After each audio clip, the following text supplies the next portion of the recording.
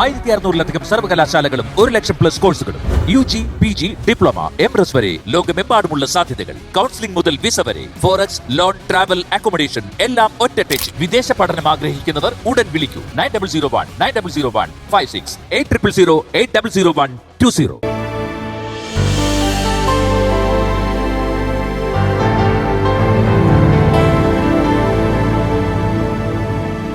ഈ സാരി തന്നെ എപ്പോഴും ഉടുക്കണമല്ലോ, എങ്കിലല്ലേ അവരൊക്കെ വിശ്വസിക്കൂ.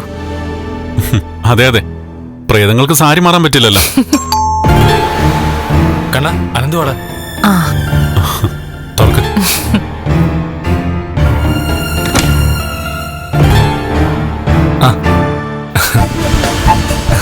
ആ രണ്ടാളും എത്തിയോ?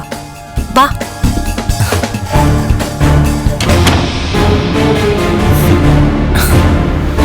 കണ്ണേട്ടനെ ഒറ്റയ്ക്കാക്കിയിട്ട് പോവാൻ മനസ്സ് വരുന്നില്ല.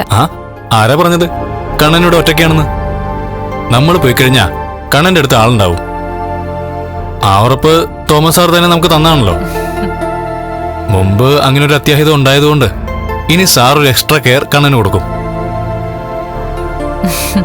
അവിടെ ആഘോഷം തകർക്കാൻ പോവാ. കേക്ക് മുറിച്ചും ഭക്ഷണം കഴിച്ചുമൊക്കെ എല്ലാവരും ആടി തിമിർക്കട്ടെ. പക്ഷെ അതിന്റെ ക്ലൈമാക്സ് രൂപപ്പെടുത്തുന്നത് നമ്മളായിരിക്കും. മഹാലക്ഷ്മിയുടെ രണ്ടാനച്ഛനും അയാളുടെ അമ്മയൊക്കെ അവിടെ ഉണ്ട്. ഇതൊക്കെ കൃത്യമായിട്ട് മാർക്കും അറിയുന്നുണ്ടല്ലോ. അതൊക്കെ അറിയിക്കാൻ ആൾക്കാർ സമയത്തെത്തും സാറേ. മഹാലക്ഷ്മിയെ കണ്ട് ഭയക്കുന്നവരാരും നല്ലവരല്ല. ഇനി പ്രേതത്തെ കണ്ട് പേടിച്ചിട്ട് ആരുടെയെങ്കിലും ഹൃദയം നിന്ന് പോവാണെങ്കിൽ അതിൽ നമ്മൾ സങ്കടപ്പെടേണ്ട കാര്യവുമില്ല. ഒരു കുറ്റബോധത്തിന്റെ ആവശ്യമില്ല. എന്റെ ഭാര്യയെ ചതിച്ചിട്ടാ അവിടെ ആഘോഷം നടക്കുന്നേ. അവരോടൊക്കെ പിന്നെ സിമ്പതി കാണിച്ചാ ദൈവം നമ്മളെ ശിക്ഷിക്കും മാർക്കോ. ജീവിതത്തിൽ ആദ്യമായിട്ടാ ഇതുപോലെ ചീപ്പായിട്ടൊരു നാടകം കളിക്കുന്നേ. ഇപ്പൊ നമ്മൾ ചെയ്യുന്നതൊക്കെ അത്രയ്ക്ക് ചീപ്പാണെന്ന് എനിക്ക് തോന്നുന്നില്ല കണ്ണ. ഇതൊക്കെ ആവശ്യം. എല്ലാത്തിന്റെ അവസാനം മഹാലക്ഷ്മി ജീവനോടുണ്ടെന്ന് അറിയുമ്പോൾ ഇപ്പൊ ഭയന്നവരുടെയൊക്കെ വാശിയും വൈരാഗ്യം ഇരട്ടിക്കും. അങ്ങനെ ഇരട്ടിക്കട്ടെ. നിങ്ങൾ ഹൃദയം തുറന്ന് കാണിച്ചപ്പോ പോലും അത് കാണാനുള്ള പക്വത നിന്റെ രണ്ടാനമ്മ പോലും കാണിച്ചില്ല. അപ്പോ അവരുൾപ്പെടെയുള്ള എല്ലാവരും ചെയ്ത തെറ്റിനുള്ള ഫലം അനുഭവിക്കണം.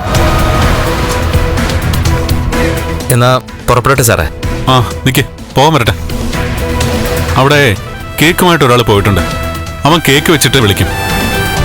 അത് കഴിഞ്ഞിട്ട് പുറപ്പെട്ടാൽ മതി. സാറിന്റെ അനിയൻ കേക്ക് ഓർഡർ ചെയ്ത് എവിടെ നിന്നാണെന്നൊക്കെ ഞാനാണ് കൃത്യമായിട്ട് പറഞ്ഞു കൊടുത്തത്. മിക്കവാറും ഇപ്പൊ അവൻ കേക്കുമായി അവിടെ എത്തിക്കാണും. ഒരാൾ മരിച്ചത് കേക്ക് മുറിച്ച് ആഘോഷിക്കുന്നത് കേട്ടുകേൾവി പോലും ഇല്ലാത്ത കാര്യമാണ്. അതും മരണം നടന്ന ദിവസങ്ങൾ പോലും കഴിയുന്നതിന് മുമ്പ്.